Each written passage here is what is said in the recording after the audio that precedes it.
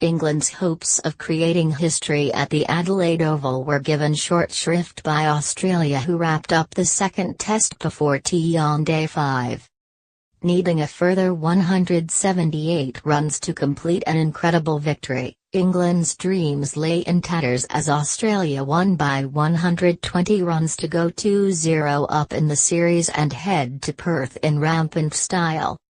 Joe Root's defiance on the fourth day gave way to meek surrender on the fifth, as Australia's bowlers, well rested and ready to fire, stepped forward to do the job his captain thought they would when he didn't enforce the follow-on.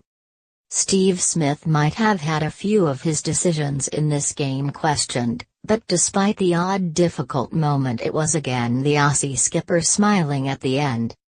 "I was a little bit nervous the night before, but we always had the faith and belief in the team," said Smith.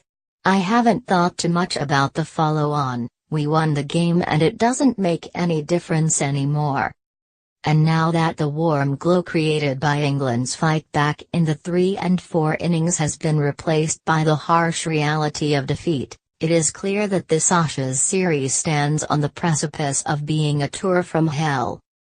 Root had been inspirational the night before, but what a difference a day makes, as he was left to ponder how on earth his side can come back from this defeat on the ground where they expected to be strongest.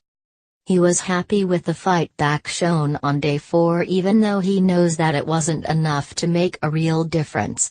The question is whether or not England can fight back for longer on a ground where they have only ever won once. "It was disappointing the way things happened today," said Root. "But we're still massively in the series. It is easy to look back at how things went, but we didn't take advantage of the conditions and we didn't take the early wickets we needed. We have to make sure we're better next time around." Chris Woakes was the first to go from just the second ball of the day as Josh Hazlewood tore in and found a feather edge to the keeper.